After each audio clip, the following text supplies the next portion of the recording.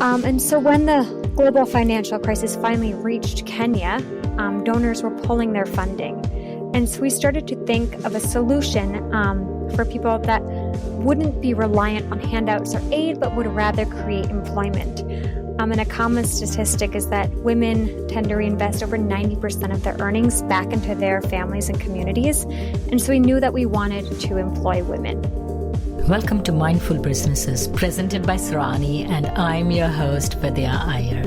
In our podcast, we bring to you brands which are mindful in their practices and processes.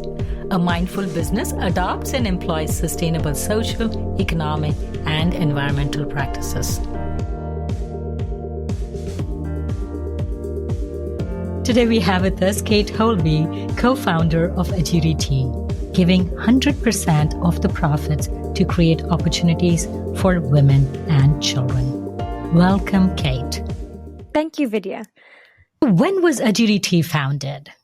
Yeah, so Ajiri Tea was started almost 10 years ago, back in 2009. And how old were you then? So I was 19 years old when we started Ajiri Tea, and my sister, Sarah, who's also the co-founder, was 21 years old at the time and living in Kenya.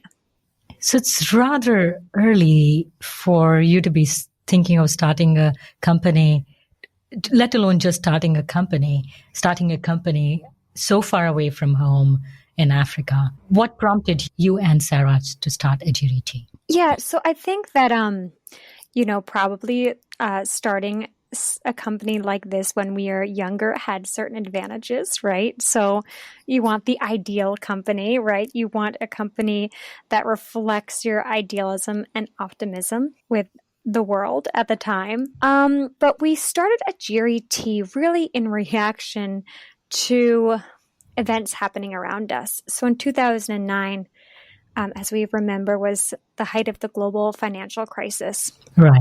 And my sister, Sarah, at the time was volunteering for an NGO in Kenya that was handing out food and drugs to people with HIV and AIDS. And so when the global financial crisis finally reached Kenya, donors were pulling their funding. And so we started to think of a solution for people that wouldn't be reliant on handouts or aid, but would rather create employment. And a common statistic is that women tend to reinvest over 90% of their earnings back into their families and communities. And so we knew that we wanted to employ women. And so really Ajiri Tea Company does three things. We create sustainable employment for women in rural Kenya. We source award-winning tea from small-scale farms in the same region of Western Kenya. And then we sell that tea here in the States and in Australia. And then we send 100% of our profits back to Kenya to pay school fees for orphans. So we are a for-profit company. So we're structured similarly to Newman's Own Company in that we're for-profit, but we donate 100% of our profits to our connected 501c3 Ajiri Foundation. Let's give the listeners a little bit visual of Kenya. Where exactly is Kenya located in Africa?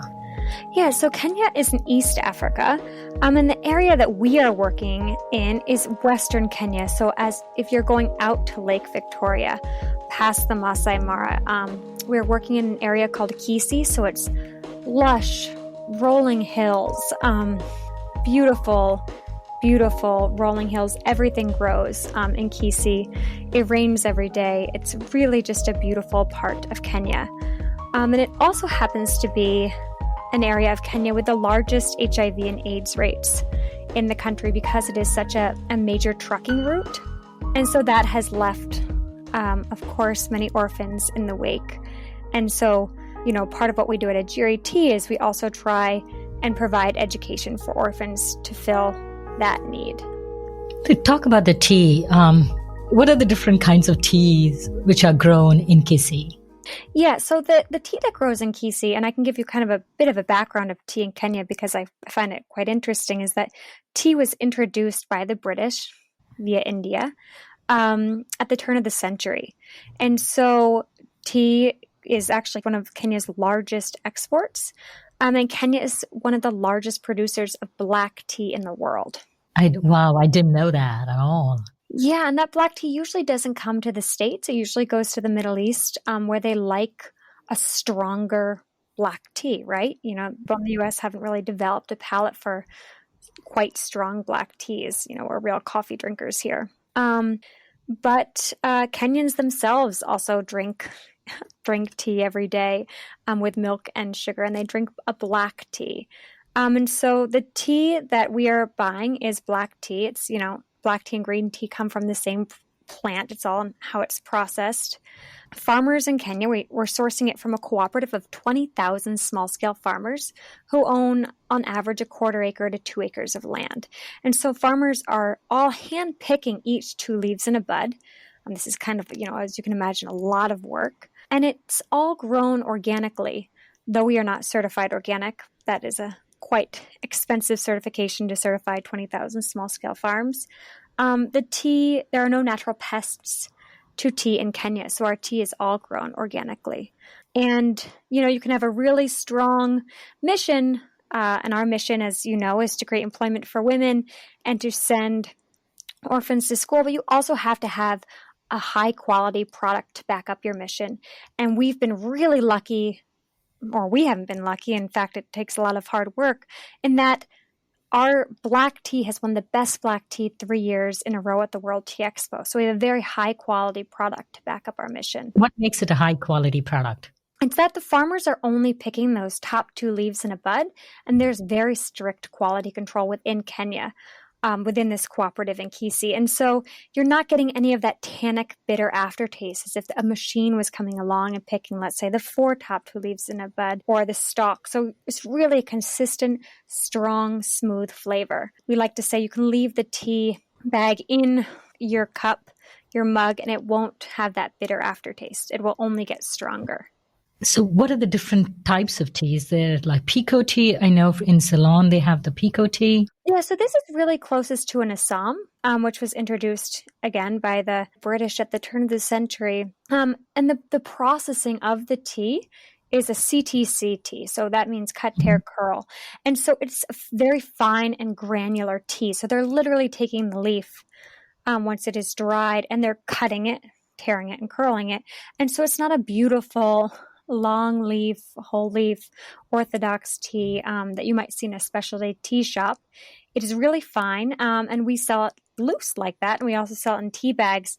And, I don't think that our CTC tea, that cut, that tear, that curl, really affects the flavor. Really, it just gives it this strong punch. And that's mainly because historically the way tea has been processed in Kenya. So leaning more towards the CTC process than the whole leaf orthodox process. You said the Kenyans do drink teas. So is the tea which your cooperatives make, are they sold in the domestic market or are they primarily for the export market and then the locals also drink some tea now that they've been introduced to it? Great question. Kenyans drink tea every day, and this tea particularly, or a tea similar, not perhaps from this cooperative, but from another cooperative. There are 60 of these cooperative type systems that are throughout Kenya. And so I know our students are having tea time every day in school. Our women's groups that we, employ to make our packaging are drinking tea every day. Tea is very much a part of Kenyan culture. You said the plantations were about a quarter an acre, half an acre plantations. So these are small farmers who grow it literally almost just their backyard. It's not that big. And then they hand pick these leaves, hand it over to the co-ops, and the co-ops, they process the teas, I'm assuming. Mm-hmm. Yep. Tea processing is more mechanized. It's not something that it's at least in the present form, cannot be done by hand. Yes, that's correct. And the farmers, own like I like to say, really not plantations at all, but a quarter acre to 2 acres of land. And there are larger tea estates or plantations in other parts of Kenya, Kericho being one of those regions. But, this area of Kisii kind of, and the size in which I'm telling you, really literally a quarter acre of land kind of speaks to some of the problems in the region, which is, overpopulation. What was once perhaps 60 years ago, 20 acres of land has been divided and divided and divided up amongst family members to now be a quarter acre of land. And that kind of also speaks to the levels of poverty within the region. And what we're trying to address with Ajiri, right, is that women provide farm labor, not just in tea, but in other crops as well. But in sub-Saharan Africa, women own less than 1% of the land.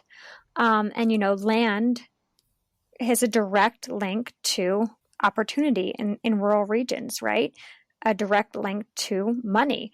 And so with Ajiri Tea, we're employing women, and the women that we have employed have gone on to buy land and buy livestock and use those resources to generate income. What does Ajiri mean? Yeah, so we can kind of go back to that since we've touched on the biggest part, right, which helps us fund our model, which is tea. And so kind of working backward, Ajiri means to employ in Swahili. And that's really our primary goal of our company, is to create sustainable employment for women. And so we employ 60 women in this area of rural Western Kenya to hand make each and every label for our tea boxes using dried bark from banana trees. So banana tree bark kind of naturally curls off of a tree, and the women take a razor blade and cut up that banana bark and then glue it onto our own handmade paper, which is made using water hyacinth, an invasive weed on Lake Victoria, and recycled office paper. So it's a really kind of low cost piece of art that is unique and beautiful and environmentally friendly. And we encourage customers to then save those labels that they receive on their tea boxes and reuse them as note cards or bookmarks. Is this traditional art in this area, or is it something that you and Sarah thought of and taught the women how to? It is a traditional art, not just amongst this area of Kenya, but really amongst sub-Saharan Africa. And my sister and I, when we were trying to start this company, we wanted something that was relatively low entry for skill sets, right? And for ages for women, right? And so we had found these note cards in a market that were made using dried bark from banana trees. And we said, I'm sure that we could teach people how to make these, specifically women. And so it kind of grew from there. And it was a very, very big learning experience for us and for all of us. I'm in the community. We're going on 10 years now in label design and production. And then, we employ women to make the labels, but then we also are trying to create employment for women of all ages. And the labels require a level of dexterity and eyesight. And so we wanted to employ women, in their 70s, 80s, and 90s, and perhaps above. And so they make a small twine using recycled banana bark and beads using recycled magazines that can be repurposed as a bracelet that go inside of each package of tea. Do you and Sarah speak the language? How do you communicate with the women? Yeah, so there are, I don't know quite off the top of my head how many local languages in Kenya. But in this area, it's Kisi. So the two official languages of Kenya are Kiswahili and English. But in this area, they're speaking Kisi, which is similar enough to Swahili. It's a Bantu language. But we communicate with a mixture of English and Swahili. And we also have two full-time social workers, Difna and Regina, who work with us in Kisi to help communicate with the women. Ajiri Tea also pays for the orphans to go to school. How do you find these orphans? Is there a selection process?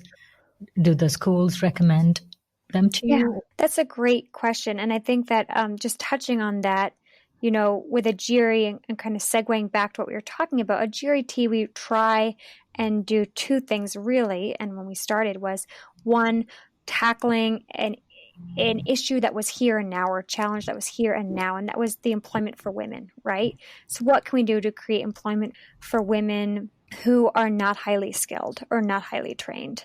What can we do to actually get cash in their hands so that they can go on to start small businesses, improve their lives? And so that was kind of our first immediate goal. And we do that through the sale of tea. And then the secondary goal was tackling this issue of youth unemployment. And, Africa has the youngest population in the world. And young adults, I think in Africa, make up 20% of the population. When you say young adult, what age group? Between 15 and 24. Mm-hmm. And, but they account for 60% of the unemployed. The job numbers actually coming out of Kenya are pretty dismal. There were 800,000 jobs created in 2016. 90% of those jobs were in the informal, poorly paid sector, if you will. And so we are trying to find a way to say, we have to address this issue of youth unemployment. If we're addressing the issue of unemployment for women, generally kind of older women, right? How can we really get to the root of the issue of inequality, and how can we address youth unemployment?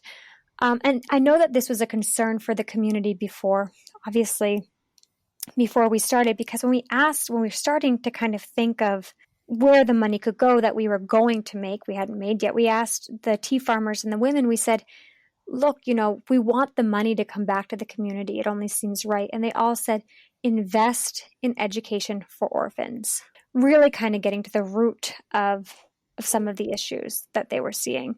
And so, consistently we have sponsored 30 orphans in school. And how we select them is really a challenge. We're not selecting the students with the highest test scores. We're not selecting the so-called best and the brightest students. We're really selecting the most vulnerable students. So kids who would not go to school without our sponsorship. And these students are coming to us through tea farmers, through local principals, the child welfare office, through church groups, though we are not religiously affiliated. And then we tend to sponsor siblings. It's a real challenge for us too, because, potential is a very hard thing to measure.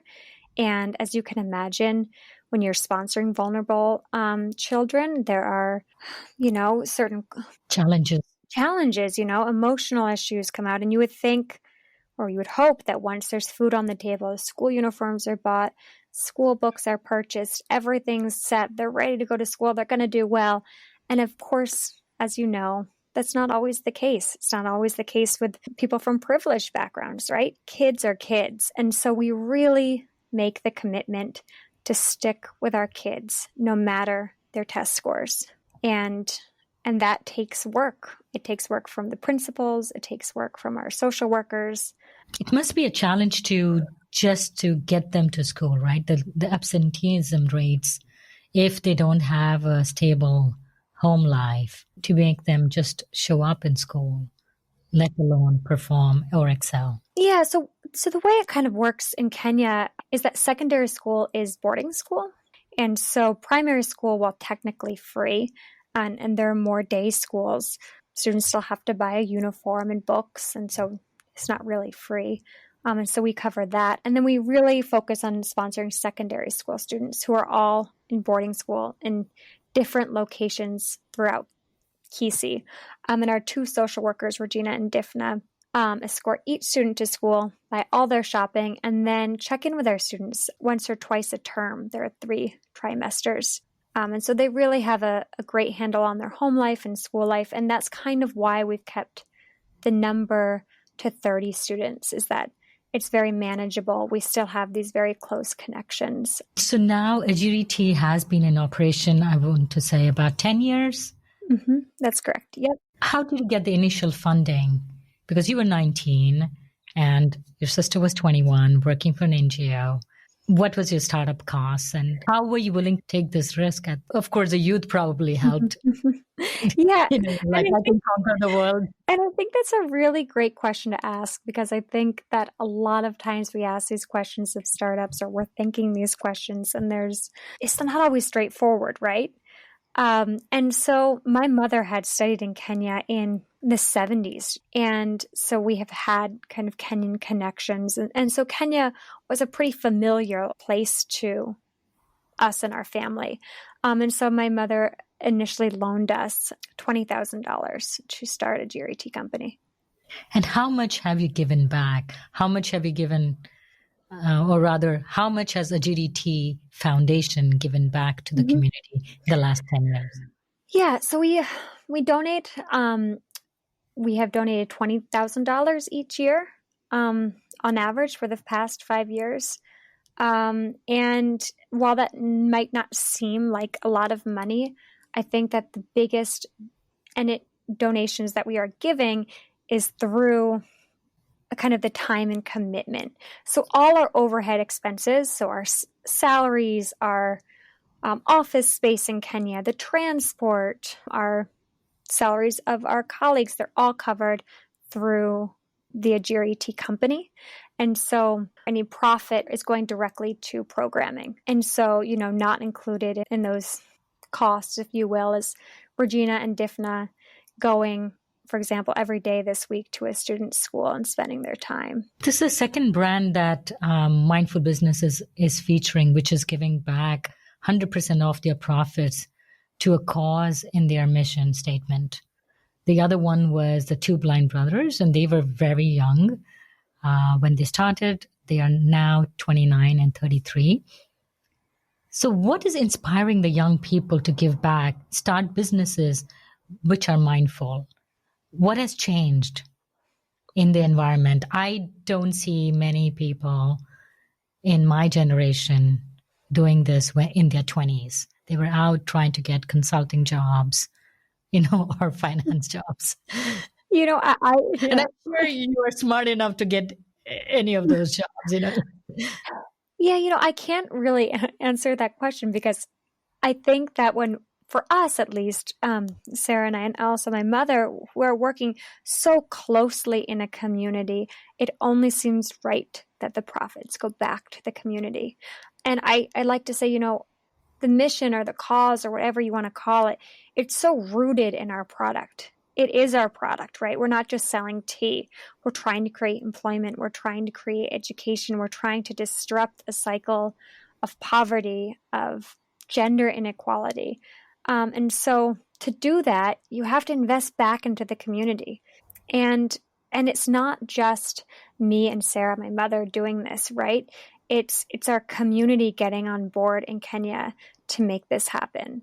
It's, our women's groups selecting vulnerable students and then following up with them to make sure that they're doing well in school. Mm-hmm. It's our Ajiri students that we sponsor, volunteering to come back on their college breaks to mentor and tutor students in the office. We've really created this kind of cycle of change that I just hope keeps on rolling.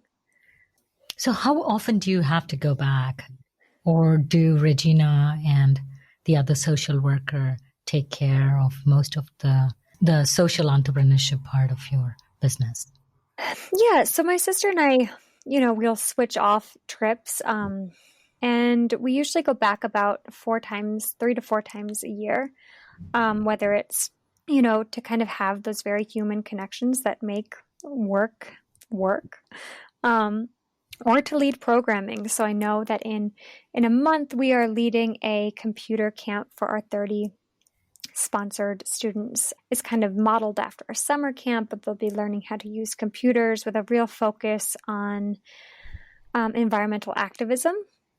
And so we are, making windmills and solar panels and learning, about climate change and learning about fake news, and hopefully it'll also be fun. And again, this is funded through the sales of Ajiri tea. Where can one buy your tea? Yeah, so we have a store locator right on our website. We are sold in larger grocery chains, mainly on the East Coast, but really we love small, independent, local stores. And you sell online too, on your website too. You can buy. And we sell online at ajiritea.com. Thank you, Kate Holby, for all the work you and Sarah do. Thank you so much for being mindful. Thank you, Vidya, for the great conversation. If you're a creator of a mindful brand or would like to recommend a mindful brand to be featured on our show, send us a message on our Facebook or Instagram page.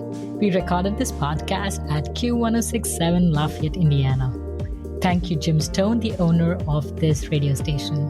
Tatum Gale composed the music for this podcast. This is Vidya Iyer for Mindful Businesses.